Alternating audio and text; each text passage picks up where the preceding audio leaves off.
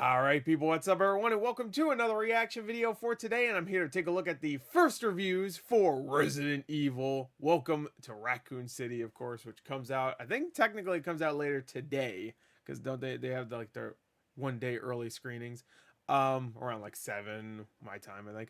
I was gonna see it today, but I have some other things to do. I want to watch that Master of the Universe Part 2 and stuff, so I'll probably watch it either tomorrow or sometime this week. Either way, even if the movie sucks or it's great, I'm excited for it. But for both reasons. For either if it's great, then I'm like, ooh, cool. If it's terrible, then I'm like, ooh, cool. It's just like whatever way it rolls, I'm okay with it. Unless everybody says it's boring, I guess. But anyway, I saw IGN posted their review like yesterday, so there should be a good amount of reviews now. I know horror movies, especially video game adaptations, don't usually get a lot of reviews because people aren't rushing out to go and do reviews. That's just commonplace for a lot of critics out there. They just don't rush out to see movies like this. So there's probably not a ton of reviews, but there's probably a good amount. So let's find out. My guess is probably, I'm gonna guess low. I'm gonna say 20% right now. That's my guess on Rotten Tomatoes. Metacritic, I have no idea. I'd say maybe like 38 on Metacritic. That's my guess. So we'll check Rotten Tomatoes first. Let's find out. Let's go. Well, there it is. Ready? Ready? Yeah. That's a wow. House of Gucci only has a 65%. Damn, I was expecting that to be way higher. Okay. Encanto though, that's nice. All right, 29% after 7 reviews. Damn, that's it. Damn, only 7 reviews. Come on now. Come on now.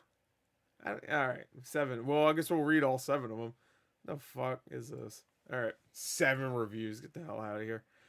All right, let's read these. Actually, I'm gonna take a drink first. A swig. All right. All right. All right, I'm clearing my throat.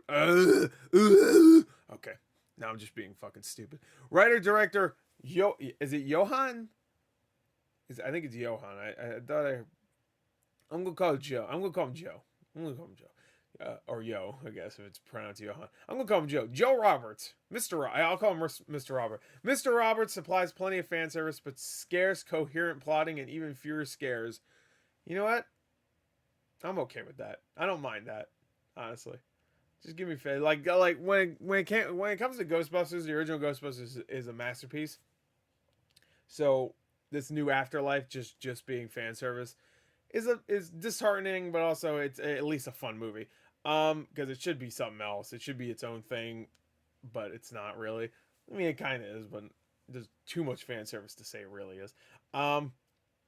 But this could totally just be fan service. I'm okay with that because we've had 6 movies that have had very little brief moments of fan service, but haven't even gotten close to the same plot as Resident Evil. So I'll take one movie with fan service. I will. But everything else he said, okay. This is from AV Club. A reboot totally bereft of the visual distinction or creative personality that often made its predecessors intriguing diamonds in the rough. Okay, because those movies are terrible, but they're kind of fun and weird. And yeah, that's for sure. Okay. All right, well, that sounds bad. I mean, C- isn't like a horrible score. It could be worse. When will the makers of bad zombie films learn that gory doesn't always equal scary? Resident Evil Welcome to Raccoon City has plenty of gore, but absolutely nothing terrifying or imaginative. I'm okay. I wasn't even expecting this movie to be scary, honestly. I was expecting it to just be kind of goofy and fun, and I'm happy to hear it's really bloody then. So, I mean, we didn't see any really gory stuff in the trailers or whatever. They never released a Red Band trailer, to be fair though. While longtime fans will adore the faithfulness to the games, this approach has its own flaws that lead to the new movie lacking bite. Oh no, where's IGN's review? Actually, I just realized that because I know they had a review. I was on IGN's YouTube and they had a video review there. EJ Marino. B movies are precisely my cup of tea, and this film hits all those notes. While it's a messy video game adaptation, it's a fun 90s horror action throwback. Okay. Hey, he liked it. That sounds cool. Mr. Roberts prequel ultimately remains buried by its indifference to unchecked corporate power. Okay. Oh wow, New York Post, which is I live in New York, so hey, shout out. I don't really care for the New York Post though. It's the first watchable entry in the series. For once, you don't envy the lucky people who get killed by zombies. I know you haven't seen. You haven't. Speaking of Afterlife, you haven't seen Resident Evil Afterlife because that movie's fucking hilarious. I love that movie. That movie's so ridiculous. The fight scene at the end, good lord, it's a masterpiece. So this guy doesn't know what he's talking about. Just shout outs to him for being stupid. Um, I don't mean that. He's probably a smart guy. He's pretty smarter than me. All right, let's go to Metacritic because I'm getting a little bummed out that there's not that many reviews. Okay. Oh no, Hawkeye! Really? It's a 58. All right, here's the reviews at. Oh, that's actually way higher than I thought after the 29%. Oh, they have the same amount of reviews. All right, 45. Come on. That's not bad for a movie. It is. It's not great. But, oh, it was an 8. Was that the New York Post? No, it's Scream Rant. It's a different one. Resident Evil Welcome to Raccoon City is a fun, faithful adaptation of the games it's based on, but is lacking in character substance. Okay. IGN gave it a 6. Okay. Resident Evil Welcome to Raccoon City sticks admirably closely to its source material, but an overly stuffed story and rushed third act hold it back. Okay. I already have a vision of what they do in the third act. And I haven't seen it, but I agree. I don't know how that works, but all right. A lot of negativity. I'm not really with the negativity here. Come on, let's be positive. May reward longtime fans of the video games by returning to the series' origins. But others will find themselves wanting to leave town, much like the movie's characters. Well, yeah. I don't want to be in there before it blows up. What the fuck? In any decade, the film's bevy of unexplained details, drop subplots, paper-thin characterizations, and fright-free mayhem would disappoint. In any decade. I don't know. I disagree. In the 90s, this probably would kill. I haven't seen it yet, but I have a feeling 90s would kill. People would like it. Alas, there's no covert greatness to the just plain underwhelming Resident Evil Welcome to Raccoon City. A reboot totally bereft of the visual distinction. Okay, yeah. I read part of this, I guess. Although it remains buried by its difference to unchecked corporate power. Okay, so in the New York Times Post, I read. All right, actually, I kind of want to go back and see Hawkeye now. I guess this will be a Hawkeye first reviews too, because I want to see what's going on. What's going on in games? Nothing. Okay. Wow, after 11 reviews too, that one looked really good too. So that's upsetting. I mean, 58's not terrible, but it's not great. All right, let's see. Hawkeye manages to tell a story about the physical and mental wounds of Barton while still maintaining a spirit of festive joy and warmth. He may be the last of the original Avengers to get his own story, but Hawkeye makes it worth the wait. Okay. It's Kate herself who is the true star of Hawkeye, who seems destined to emerge at the other end as a new fan favorite. Hawkeye stands as a rare treat, a Marvel story worth saving not in spite of its humbleness, but because of it. Okay.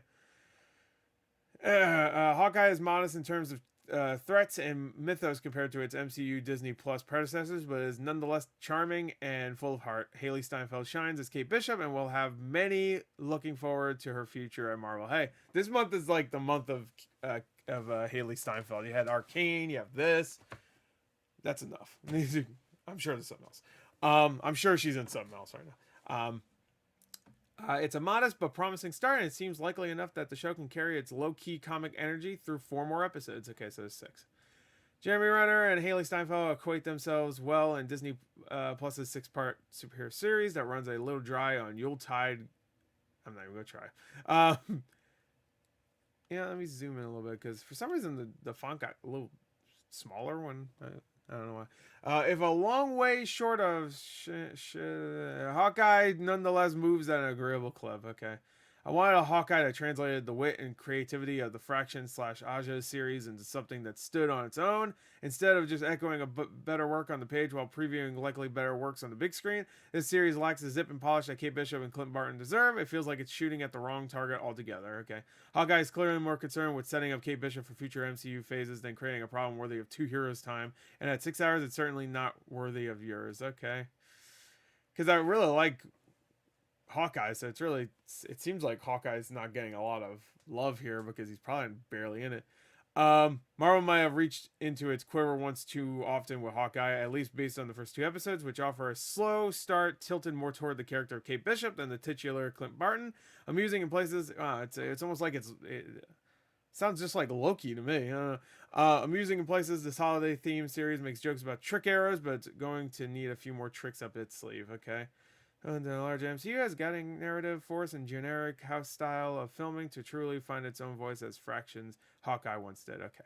So it's based on that, I guess, because that's the second time someone brought it up. All right, I kind of want to go back to Rotten Tomatoes now, see what it is there, if I can find it. I really want to watch Hellbound. It has 100%. Hell yeah. All right, I guess let's look it up. Here it is.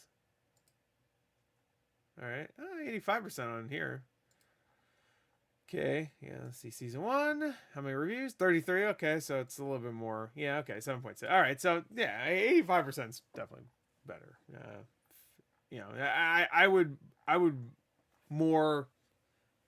What's the word I'm looking for? I would believe this more so than the other, because there's more reviews. So that's just my thing.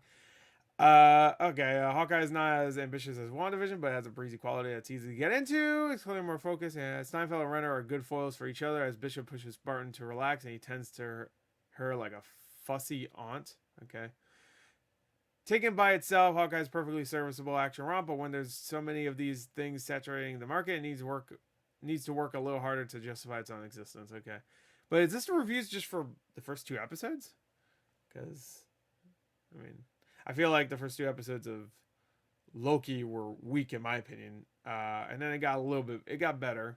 I still wouldn't say Loki was great, but there's too many inconsistencies in the plot and stupid gags and like just completely rewriting Loki's character, which I did not buy at all. I also thought a lot of the new characters were weak. Personal, Kang was cool, or he who should not be fucked with, or whatever, what his name is. The only one remaining, whatever the fuck his name was. And also I just thought Loki as a character was completely underused. Like he did almost nothing Loki-ish, you know what I mean? Like he barely tricked anybody. He barely did anything, honestly. I don't know. And also that romance, I guess, between him and himself pretty much was ridiculous. I'm like, oh, I love you, Sylvie. I'm like, what the fuck? Why? Like, why does all these shows have like such a quick romance? Why don't you just build it up? You know you're gonna get another. You know you're probably gonna do another season. Why don't you build it up more so than just like throw it out there? Just they hung out for a couple hours now. They love each other. What the fuck? Like, even Arcane had that problem a little bit, but at least that one didn't go to the point where like they actually are romantically involved. Not that I guess Loki they share a kiss. That's about it. But Loki immediately is just like, I love you, Sylvie. I'll do anything for you. You're the main character now for some reason. Hawkeye is a nice return to Earth after all the cosmic stuff we've been seen lately in the first place. Okay, I like the best of the MCU on Disney Plus so far, including WandaVision and Loki. Hawkeye stands on its own just enough to largely avoid superhero fatigue. I just hope it's not a Loki situation here where Hawkeye is just completely abandoned and he has to get saved all the time by somebody, and like, I don't know. Hawkeye is more Kate Bishop origin story than Clint Barton's solo series, but Stanfield and Renner's dynamic makes for a delightful holiday adventure. Yeah. Welcome back, old MCU. We've missed you. Clint and Kate have made their way into my heart as Marvel's most iconic duo. Okay. Hawkeye does just as wonderful of a job exploring Kate Bishop as it does the title hero himself. Really? Because all the other reviews are saying that this cheerful and action-packed series is off to a good start. Okay. Clint Barton has not always been the easiest Avenger to rally behind. He hasn't? I've always liked him. And Hawkeye doesn't look to make him more likable. What? The fuck are you talking about? What made him not likable? He's like the most likable character in Age of Ultron. Just straight up. And what? Because of the first Avengers when he's mind controlled? That's not his fault. I wouldn't say I hate this guy because he got mind controlled. The fuck? I don't understand. Oh, are we putting the actor in? That's probably why. Because there's been some weird shit about Jeremy Renner. I bet that's what's happening with this review. And Hawkeye doesn't look to make him more likable. It does double down on what makes Clint such an interesting paradox of a man. What? What's so unlikable about him? I'm confused. Like, are we supposed to not like him when he became Ronin in Endgame? I don't know. I have no idea what she's talking about. Because I can't think of one moment where I'm like, I don't know about this fucking Barton guy. I've always liked him. It remains to be seen whether or not the payoff will be as compelling as the setup. Okay. Action scenes are perfunctory. The dialogue glum rather than glittering, and the mentor project between might be kindly described as a work in progress. Okay, well, you watched the first 2 episodes, to be fair, right? Ooh, 5 out of 5. This guy loved it. Marvel Studios is once again slaying it with Hawkeye. An unmissable Christmas time meetup bringing holiday cheer to the MCU with top tier storytelling, yeah, I'm sure, delivered in the mighty Marvel manner, and a bold, brilliant new hero in Haley Steinfeld's Kate Bishop. Bold. So brave. Absolutely perfect. Mama's Geeky gave it a 5 out of 5. What a surprise. Absolutely perfect in every way. This series is easily the best Marvel Disney Plus show yet. Haley Steinfeld embodies everything that Kate Bishop is and is a series standout. Yeah. I mean, I really like Haley Steinfeld, so I'm okay with that. The return of street-level Marvel stories is refreshing. The Christmas time setting of Hawkeye combined with Marvel's classic comedy helps. Classic. Really funny. I love everybody's comparisons to, like, the original Spider-Man 2 when someone made fun of Doc Ock's name.